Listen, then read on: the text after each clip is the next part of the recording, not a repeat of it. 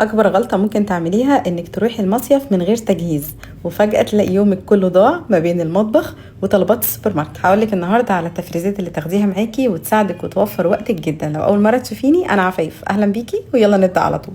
صدور الفراخ المشويه مفيش عليها اختلاف، تعالي اقولك هنجهزها ازاي. دي فراخ غسلتها كويس بالميه الاول وحطيتها في بوله كده وضفت عليها نص كوبايه ملح وكمان نص كوبايه من عصير الليمون ومعلقه كبيره واحده من الدقيق، وهضيف كمان ميه. هضيف كمان قشر الليمون اللي انا عصرته علشان قشر الليمون فيه زيوت طياره برضو بتضيع ريحه الزفاره. هضيفها كده وهدعك الكلام ده كله مع بعضه وهسيب الفراخ منقوعه نص ساعه في الميه دي وبعدين اغسلها كويس واصفيها.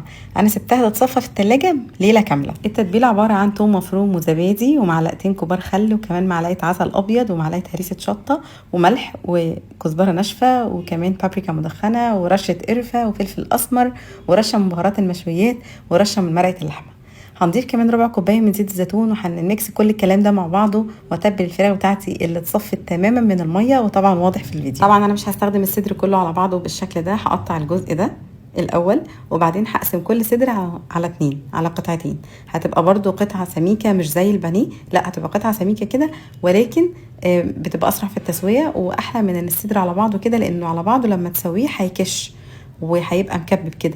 انما الافضل ان انت تقسميه لكل صدر القطعتين، هيكون كده افضل من ان انت تجيبي صدور فراخ بانيه، لان البانيه بينشف شويه في الشوي بيبقى مش لطيف. الافضل ليه ان هو يتقلي.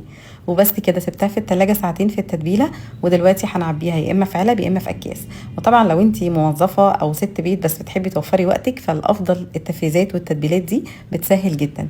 بتحطي في الكيس او في العلبه على قد الوجبه الواحده بس، مش بتفرزي الكميه كلها على بعضها. يلا بينا نجهز الكفته اللي هنشويها او ندخلها الفرن في ثواني وهناخدها معانا جاهزه في اي مكان.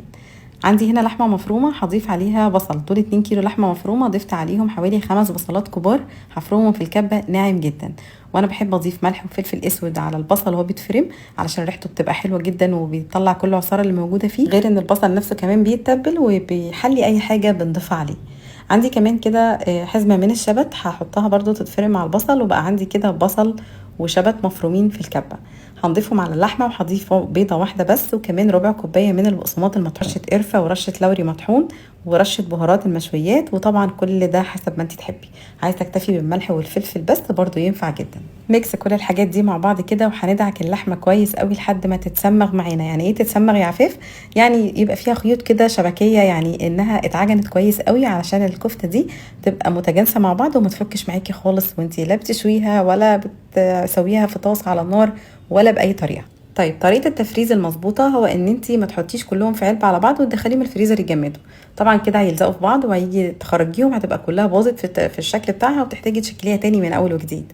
بنرصها على صواني بالشكل ده ونحطها في الديب فريزر او فريزر التلاجة لحد لما تتجمد تماما، ساعتين 3 4 لحد ما تبقى بالشكل ده، كل واحده متجمده لوحدها وبعيده عن بعض. تقدري في اللحظه دي ترصيها في اي علبه عندك وكده تمام جدا، مش هتبوظ معاكي ولا اي حاجه. انا اخدتها معايا المصيف واول ما وصلت دخلتها الفريزر وكنت واخداها معايا مجمده، ما حصلهاش اي حاجه وخرجتها كمان فكت يعني 5 دقايق كده و10 دقايق، وبعد كده شويتها على طول على البوتاجاز وما حصلهاش اي حاجه وكانت زي الفل جاهزه سريعه وحاجه انضف من ان انت تشتري اكل من بره وكمان اوفر بكتير.